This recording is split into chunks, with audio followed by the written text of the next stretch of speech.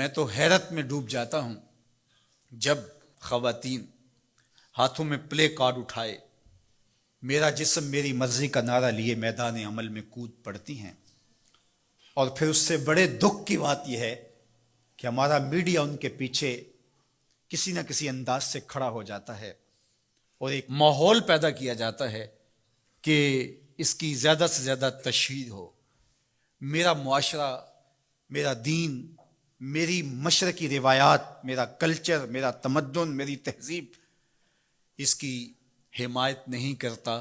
میرا دین تو مجھے اس بات کا سبق دیتا ہے، میری بہن کو، میری بیٹی کو، میری ماں کو، میری بیوی کو میرا دین یہ سبق دیتا ہے کہ وَلَا تَضْرِبْنَ بِأَرْجُلِهِنَّ لِيُعْلَمَ مَا يُخْفِينَ مِنْ زِينَتِهِنَّ، کہ وہ اتنے زور سے قدم بھی نہ رکھیں کہ ان کے پاؤں میں پڑے ہوئے پازیب کی چھنکار غیر مرد کے کانوں تک پہنچے۔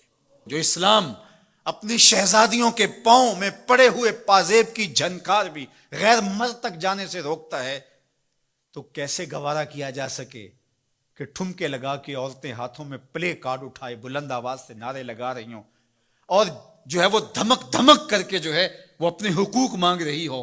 تم حقوق کس سے مانگتے ہو؟ محمد عربی نے تمہیں 14 صدیاں قبل حقوق دیے ہیں،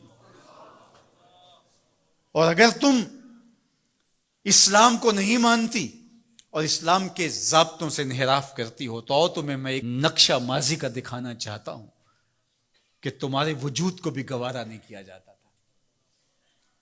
اٹھا کر کے سسکتی بچی کو زندہ درگور کر دیا جاتا تھا۔ بھائی اس لیے کاٹ دیتا تھا کہ کل کوئی میرا بہنوئی نہ کہلائے۔ عکاس کے میلے میں بیٹوں کے ہاتھوں مائیں فروخت نہیں ہوئی؟ تذلیل کا اور کیا روپ تھا جو عورت نے نہیں دیکھا تھا؟ یہ تو اسلام کا فیض ہے کہ اسلام نے ماں کا روپ دیا، اسلام نے عورت کو بہن کا روپ دیا، عزتوں کی مسند پہ بٹھایا۔ بیٹیاں زندہ درگور ہو رہی تھی، میرے حضور نے کہا میری فاطمہ میرے جگر کا ٹکڑا ہے۔ اس کو بتایا کہ تو تکریم کی جگہ پہ ہے، تو عزت کے مقام پہ ہے، اور حضور علیہ السلام سے سیدہ ملنے آتی، حضور اٹھ کے استقبال کرتے۔ عورت کہتی ہے مجھے حق نہیں دیا گیا جتنے حق تجھے دیے گئے۔ مرد کو وراثت میں ایک حق دیا گیا، عورت کو 2 حق دیے گئے۔ وہ باپ کی وراثت میں بھی حق لیتی ہے، شوہر کی وراثت میں بھی حق لیتی ہے، اس کو 2 حق دیے گئے۔ تو یہ تو عزت اسلام کی دی ہوئی ہے، یہ تو وقار اسلام کا دیا ہوا ہے۔ اسلام نے تجھے تکریم کی مسند پہ بٹھایا ہے، اسلام تمہیں عزت کے مقام پہ بٹھایا ہے، تو آوارہ ہو گئی، تو ہاتھ میں پلے کارڈ اٹھائے بازاروں میں گھومنے لگی، آوارگی کو اپنا حق سمجھنے لگی۔ یہ تو نقص تھا، یہ تو جاہلیت کے زمانے کی عورتوں کا مزاج تھا۔ تجھے تو یہ کہا گیا فَلَا تَخْضَعْنَ بِالْقَوْلِ فَيَطْمَعَ الَّذِي فِي قَلْبِهِ مَرَضٌ، کہا کہ جب دروازے پہ دستک ہو یا تو فون اٹھا لے، مجبوری ہو کسی غیر مرد سے تجھے بات کرنا، تو تجھے میرا دین کہتا ہے اپنی آواز میں لوچ نہ پیدا ہونے دینا، آواز کو تھوڑا سا کرخت کر دینا، دل کا کوئی روگی تیری آواز کی نرمی سے کوئی اور معنی نہ نکال لے۔ تو اتنی پاک اور پردے دار ہے کہ تیرے بارے میں خیال بھی پاک رہنے چاہیے۔ تجھے دیکھ کے مرد کو ادب سے نظریں جھکانے کا حکم دیا گیا ہے۔ نگاہیں نیچی کر لو، محمد کی شہزادی آ رہی ہے۔ نگاہیں نیچی کر لو، فاطمہ کی بیٹی آ رہی ہے۔ نگاہیں نیچی کر لو، عائشہ کی بیٹی آ رہی ہے۔ تو عزت کے مقام پہ بٹھائی گئی، تو کس نے تجھے آوارہ کر دیا؟ کس نے تجھے بدچلن کر دیا؟ چند ٹگوں پہ، چند ملکوں کے سرمائے پہ، اور چند آوارہ عورتوں کے کہنے پہ جو مغرب کی وظیفہ خور ہیں اور جو نہ نظریہ پاکستان کو مانتی ہیں اور نہ ہی نظریہ اسلام کو مانتی ہیں، ان کے کہنے پہ تو ان کے ساتھ جا کے کھڑی ہو گئی۔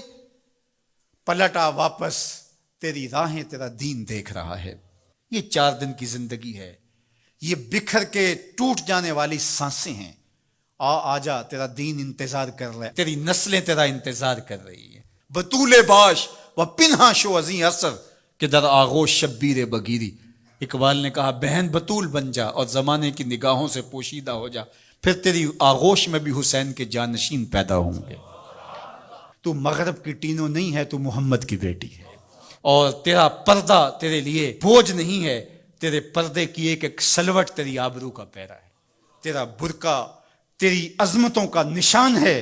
جب تو برقعے میں سمٹ کر، جب تو شرعی پردے کے ساتھ ڈھیلا لباس پہن کے گھر سے کسی کام سے مجبوراً نکلتی ہے تو فرشتے بھی ادب سے سر جھکا لیتے ہیں.